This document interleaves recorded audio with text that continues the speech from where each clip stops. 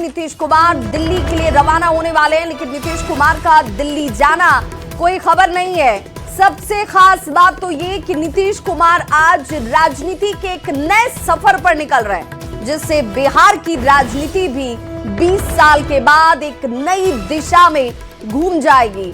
मुख्यमंत्री नीतीश कुमार राज्यसभा के लिए निर्वाचित हुए हैं और वे कल दिल्ली में राज्यसभा सदस्य के तौर पर शपथ लेने वाले हैं। नीतीश कुमार के इसी दिल्ली दौरे में नई सरकार के गठन को लेकर भी मंथन किया जाएगा। बीजेपी के शीर्ष नेताओं के साथ नीतीश कुमार की बातचीत होगी और कल ही देर शाम तक नीतीश कुमार पटना भी वापस लौट आएंगे। नीतीश कुमार जी आज जा रहे हैं दिल्ली। कल 12:15 बजे उनका शपथ ग्रहण है पार्लियामेंट हाउस में, चेयरमैन साहब दिलवाएंगे और उसके बाद आकर के और फिर क्या होता है हम लोग के यहाँ 13 तारीख तक दिक्कत है, खरमास है, तो 13 के बाद, खरमास के बाद 14 से सब कुछ। और संवाददाता अमित हमारे साथ इस वक्त सीधी जानकारी के साथ जुड़ रहे हैं ग्राउंड जीरो से। चूंकि अमित, आज के दिन को इस रूप में भी देखा जाए कि बिहार की सियासत के लिहाज से एक बहुत बड़ी तब्दीली बड़े चेहरे के साथ शुरुआत के तौर पर आज हो जाएगी। नीतीश कुमार किस वक्त निकल रहे हैं, क्या जानकारी मिल रही है? बिल्कुल विभा, देखिए हम उस दिन को भी आज याद कर रहे हैं जब नीतीश कुमार जो है वो दिल्ली से पटना आए थे मुख्यमंत्री की कुर्सी संभालने के लिए। आज जो है मुख्यमंत्री के तौर पर नीतीश कुमार दिल्ली जा रहे हैं राज्यसभा की कल सदस्यता ग्रहण करने के लिए। तो जाहिर सी बात है कि आज का दिन बेहद खास है, क्योंकि जब नीतीश कुमार आज जा रहे हैं तो राज्यसभा सदस्य के तौर पे जो कल सदस्यता ग्रहण करेंगे, लेकिन वापसी उनकी जो है मुख्यमंत्री के तौर पे ही होगी। जब तक वो इस्तीफा नहीं देते हैं मुख्यमंत्री के तौर पे वो बने रहेंगे, बिहार की सियासत में सबसे ऊंचे पद पे वो काबिज रहेंगे। लेकिन जब वो इस्तीफा देंगे उसके साथ ही नए मुख्यमंत्री का चेहरा कौन होगा उस पर से भी पर्दा उठ जाएगा। और जब राजभवन जाएंगे नीतीश कुमार तो जाहिर सी बात है कि वहां अपने इस्तीफे की कॉपी के साथ नए सरकार का गठन जो होगा उसमें विधायकों का समर्थन पत्र भी वो जो है नए मुख्यमंत्री के नाम के साथ राज्यपाल को सौंपेंगे। तो जाहिर सी बात है कि अगला 3 से 4 दिन जो बिहार की सियासत है उसमें काफी हलचल देखने को मिलेगी। और खास तौर पे जो एनडीए घटक दल जो है उसमें काफी कह सकते हैं कि रसाकसी देखने को मिलेगी कि मुख्यमंत्री कौन होगा, मंत्रिमंडल का स्वरूप जो है वो क्या बिल्कुल वैसा ही रहेगा जैसा अब तक नीतीश कुमार ने बताया जा रहा है। क्योंकि जो चेहरे दिख रही है उससे तो लगता है कि बस सब कुछ वक्त में ही नीतीश कुमार जो है वो निकलेंगे एयरपोर्ट के लिए और फिर वहां से उनकी रवानगी होगी। देखिए निश्चित तौर पे मुख्यमंत्री जो है वो कभी भी निकल सकते हैं। यहाँ पे पूरे तौर पे जो सुरक्षाकर्मी हैं वो अलर्ट मोड पे हैं। देखिए अब मुख्यमंत्री जो है वो निकल लेंगे और यहाँ पे चहलकदमी एक बार फिर से बढ़ गई है। एसएसजी के जो अधिकारी हैं वो देखिए यहाँ पे अलर्ट हो गए और ट्रैफिक जो डीएसपी हैं 2 वो भी जो है एक्टिव मोड में आ गए हैं। तो पूरे तौर पर सुरक्षाकर्मियों को एक्टिव किया जा रहा है और नीतीश कुमार का कारकेट जो है वो यहाँ से निकलेगा। तो जाहिर सी बात है कि मुख्यमंत्री जो है जब वो निकलेंगे यहाँ से तो सुरक्षाकर्मियों के कंधे पे खासी जिम्मेवारी होती है कि उनके कारकेट में कोई अवरोध न हो। जो मुख्यमंत्री जब निकलेंगे यहाँ पे, चूंकि अमूमन कई बार मुख्यमंत्री नीतीश कुमार जो है एक अन्य मार्ग से निकले हैं तो निकलते हुए उन्हें हमने कवरेज किया, उनके चेहरे पे मुस्कान होती है, अभिवादन करते हैं, जो भी लोग यहाँ पे मौजूद होते हैं उनका वो अभिवादन करते हैं। लेकिन आज जब जाते हैं तो उनका बॉडी लैंग्वेज क्या होता है ये देखना बेहद खास होगा। और इसी पल को, इसी क्षण को जो है कैमरे में कैद करने के लिए यहाँ तमाम मीडिया कर्मी जो है वो मौजूद है। न्यूज 18 सबसे पहले अपने दर्शकों को दिखाने जा रहा है कि देखिए नीतीश कुमार जो है वो आज यहां से रवाना हो रहे हैं और अब काफिला जो है उनका रेडी हो चुका है और वो अब थोड़ी देर में कुछ ही कह सकते हैं कि सेकंड भर का ये समय है जब मुख्यमंत्री नीतीश कुमार जो है अपने गाड़ी में बैठकर कारकेट के साथ जो है पटना एयरपोर्ट के लिए रवाना होंगे और फिर वो उनका सफर जो है वो दिल्ली के लिए बढ़ेगा। दिल्ली जब वो पहुंचेंगे, देखिए अब एक एक करके कारकेट की गाड़ियां जो है वो इस रोड पे आने लगी है। नीतीश कुमार, देखिए नीतीश कुमार निकल चुके हैं, वो अब यहाँ से निकले हैं दिल्ली जाने के लिए।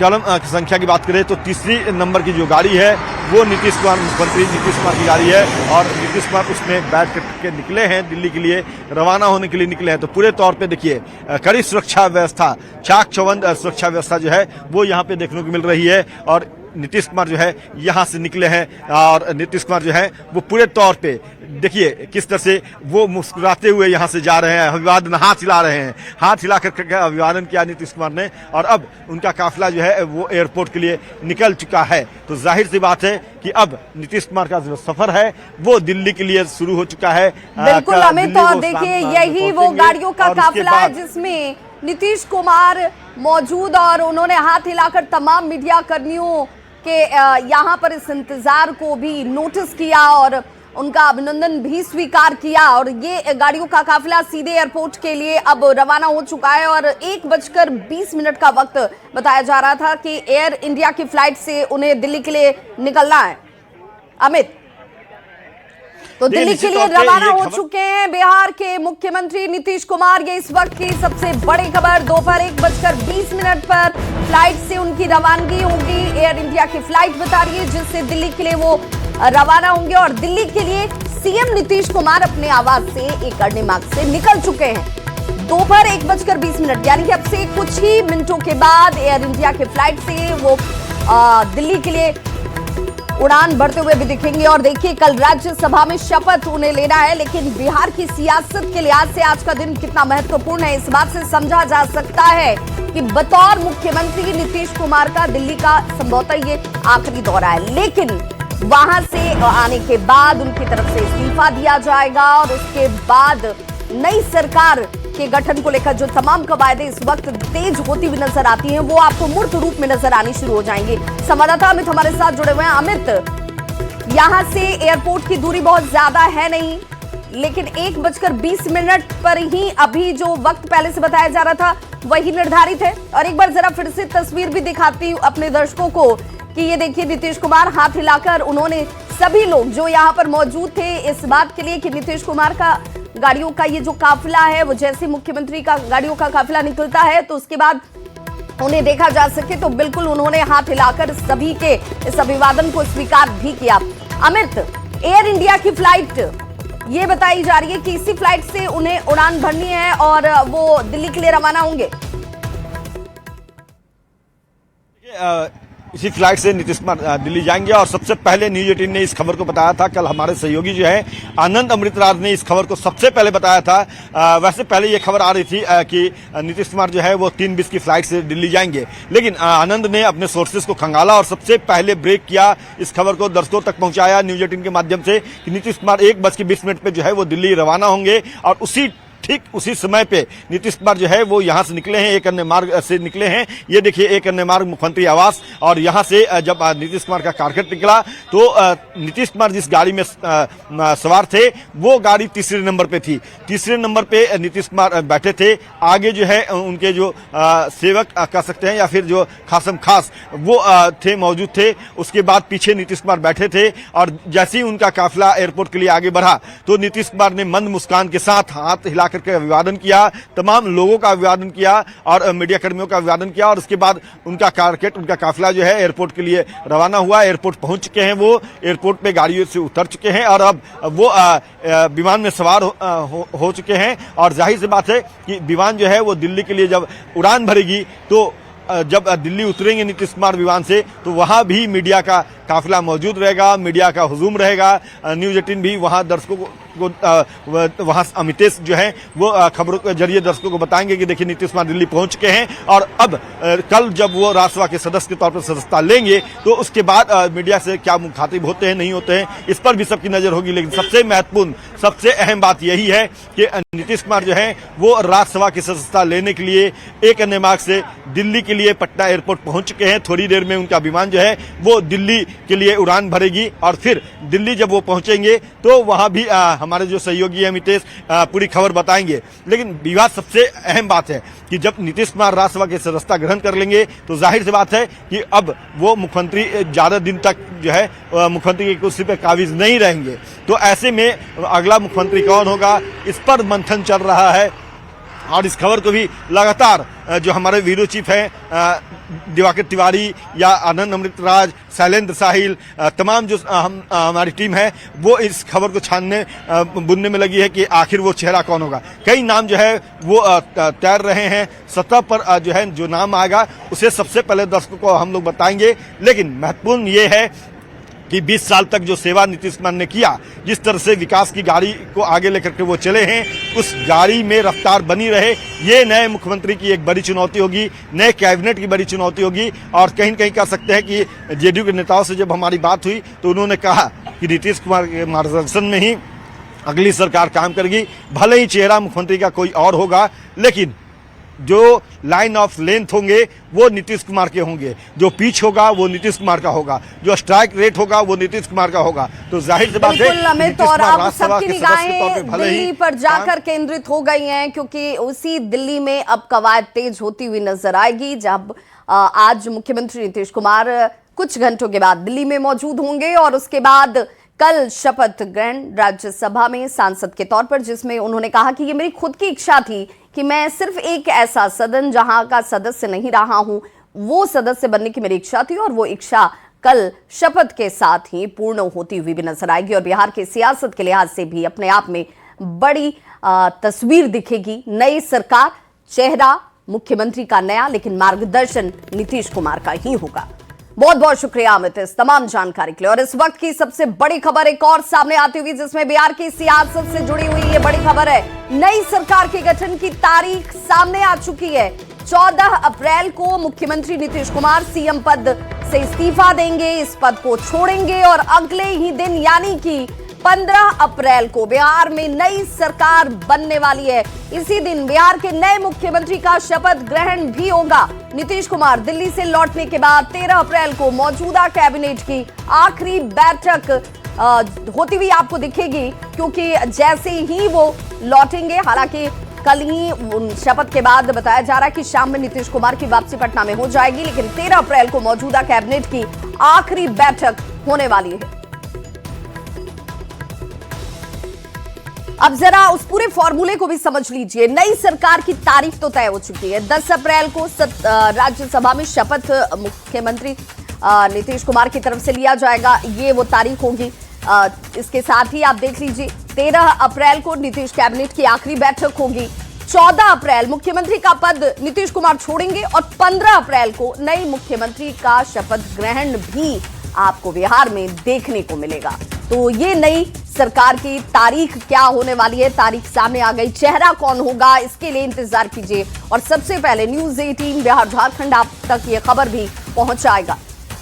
और देखिए, बिहार में नई सरकार के गठन की तारीख तय हो चुकी है, लेकिन मुख्यमंत्री कौन होगा, यही वो सवाल है जिसका जवाब सभी जानना चाहते हैं। और इसी सवाल से पर्दा उठना अभी बाकी है।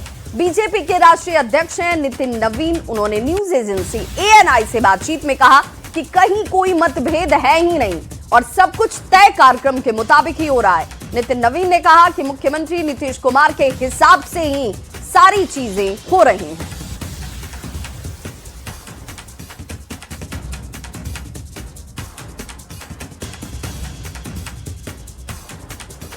तो कौन बनेगा मुख्यमंत्री, ये सवाल जैसे ही एनडीए के नेताओं से पूछा जाता है तो एक ही जवाब सभी का कि चेहरा एनडीए का ही होगा मुख्यमंत्री, वो जिस पर नीतीश कुमार की सहमति होगी। नीतीश कुमार की इच्छा के अनुरूप ही तमाम चीजें इस वक्त हो रही हैं। नितिन जी, आप बीजेपी के अध्यक्ष हैं, लेकिन एनडीए के बारे में ज़रूर पूछूंगी कि बिहार के जो मुख्यमंत्री हैं उनके बारे में कुछ अपडेट दीजिए कि कब बनाएंगे आप, क्या मतभेद है? कहीं कोई मतभेद नहीं है। सब चीज 10 तारीख को उनका राज्यसभा का ओथ है, उसके बाद की प्रक्रिया उसके साथ। कहीं देखिए, भारतीय जनता पार्टी और एनडीए के संबंध यही तो है। गठबंधन धर्म जो होता है वो भाजपा ने हमेशा बेखूबी सम्मानपूर्वक निभाया है और यही कारण है कि आज भी दलों को हम पर विश्वास होता है। और ये आज जो पूरी प्रक्रिया है, पूरी चीज़ें चल रही हैं, सब माननीय नीतीश कुमार जी के नेतृत्व में जो चीज़ें तय हो रही हैं उसके हिसाब से तय हो रहा है।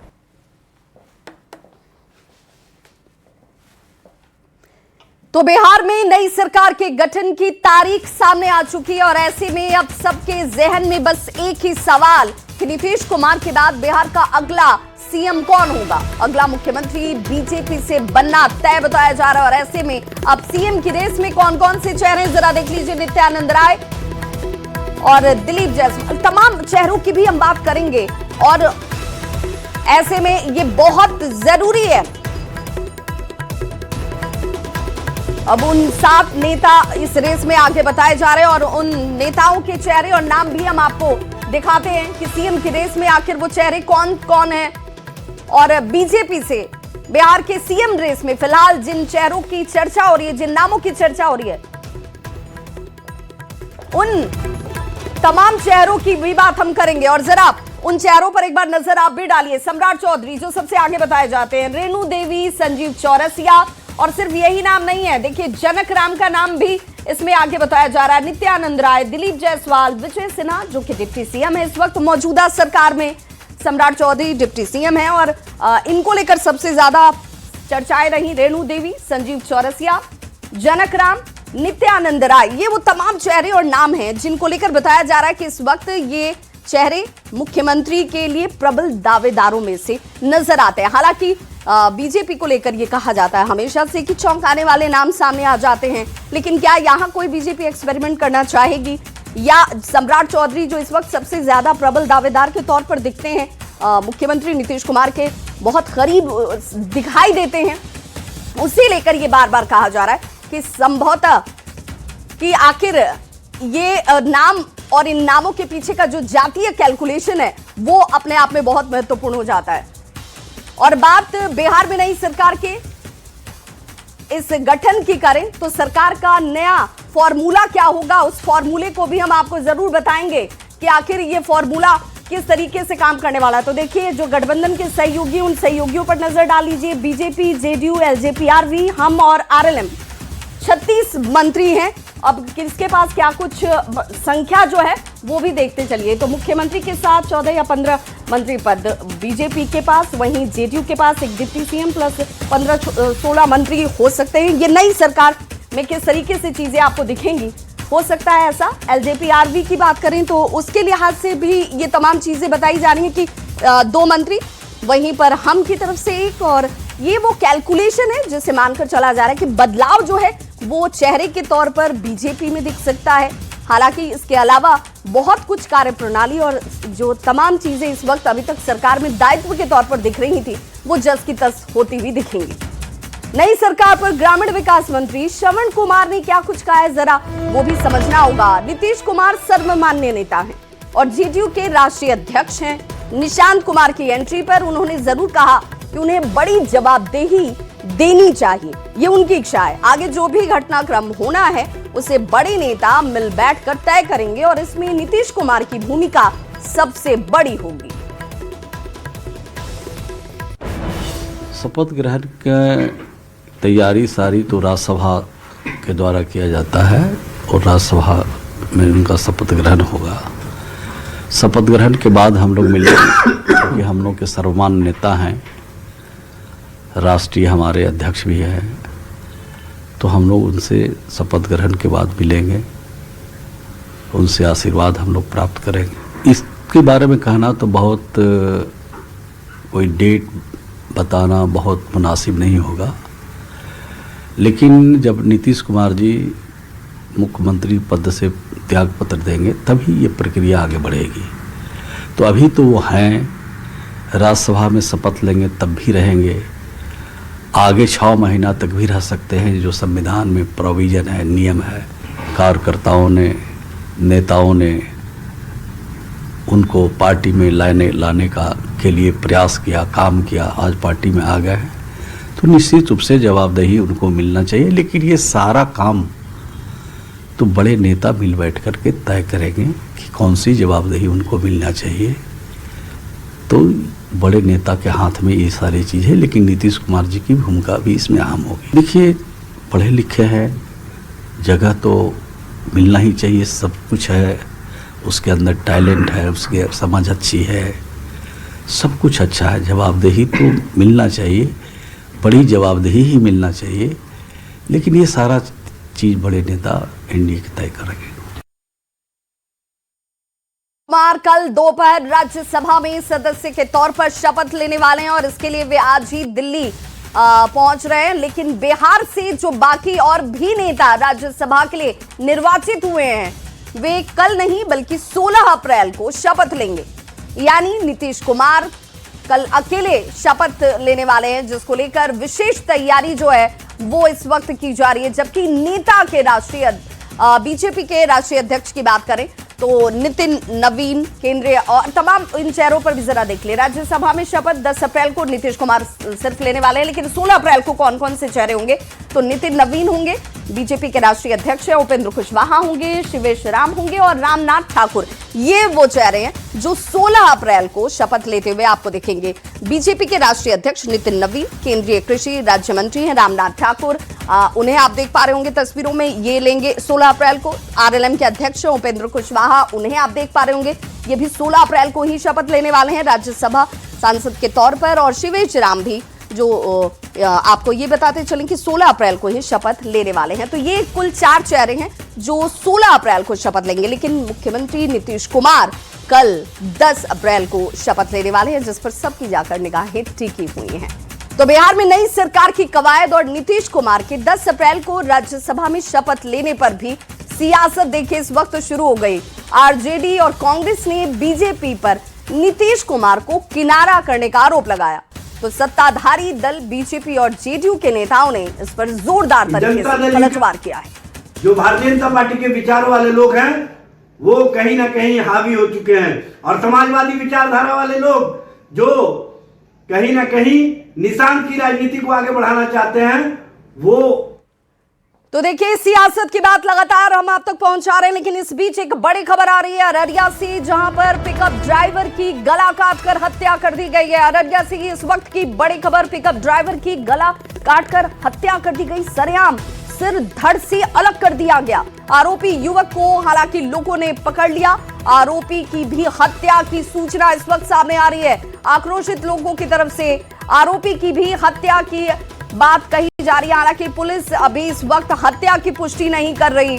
फारबिसगंज मार्केटिंग यार्ड में इस वारदात को अंजाम दिया गया है। फारबिसगंज में माहौल इस वक्त तनावपूर्ण बताए जाते हैं और बड़ी संख्या में पुलिस बल की तैनाती इस वक्त की गई है एहतियाती तौर पर। तो बड़ी खबर अररिया से इस वक्त आ रही है, जहां पर एक ड्राइवर की सिर धड़ से अलग कर हत्या कर दी गई। आरोपी युवक को लोगों ने हालांकि इस दौरान पकड़ भी लिया है और बताया जा रहा है कि आक्रोशित लोगों ने इस युवक की भी हत्या कर दी। हालांकि इसकी पुष्टि अभी इस वक्त कोई नहीं कर रहा कि इसकी हत्या हुई है या नहीं हुई है। इंतजार बाकी है कि इस पर पुलिस की तरफ से क्या कुछ कहा जाता है। लेकिन फारबिसगंज में तनावपूर्ण माहौल इस वक्त जरूर है और एहतियाती तौर पर बड़ी संख्या में पुलिस बल की तैनाती की गई है। और संवाददाता सतीश कुमार मिश्रा हमारे साथ इस वक्त ज्यादा जानकारी के साथ फोन लाइन पर जुड़ गए हैं। सतीश, क्या जानकारी मिल रही है इस पूरी घटना को लेकर?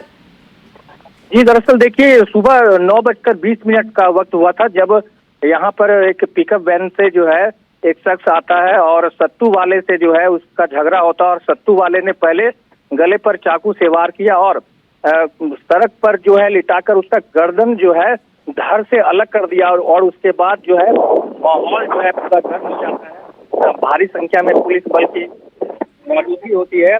उसके बाद आक्रोशित लोगों ने जो है आरोपी जो युवक है उसको पकड़ लिया और उसकी भी पीट कर हत्या कर दी, जिसके बाद फारबिसगंज में तनाव भरा माहौल हो गया था। सतीश, आरोपी युवक की भी हत्या हो चुकी है?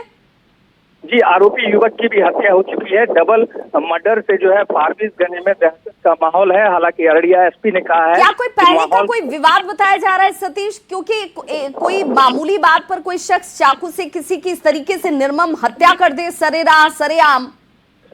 जी, बताया जा रहा है कि इन दोनों का आपसी विवाद है। उस पर पुलिस ने अभी खुलकर कुछ बात नहीं कही है और बताया जाता है कि जो दोनों आरोपी हैं वो नशेड़ी भी थे, ऐसी सूचना आ रही है। और जो फिलहाल जो माहौल है फारबिसगंज का फिलहाल शांतिपूर्ण लग रहा है, लेकिन सुबह 10 बजे से लेकर जो है करीब 2 से 3 घंटे तक। सतीश, बहुत बहुत शुक्रिया इस तमाम जानकारी के लिए। और देखिए एसपी ने क्या कुछ कहा है, जरा वो भी सुनिए। पीछे जो है आज सुबह में एक बहुत दुखद घटना वहाँ पे हुई। वहाँ पर नबी हुसैन करके एक व्यक्ति हैं जो पिकअप ड्राइवर थे, उनका जो झड़प है वो रवि चौहान करके एक व्यक्ति है जो सत्तू वहाँ पर बेचता है। तो उन दोनों में सुबह में किसी बात को लेकर के झगड़ा हुआ और जो चाकू है जिसको कि बरामद भी किया गया है, उसके द्वारा जो है निर्मम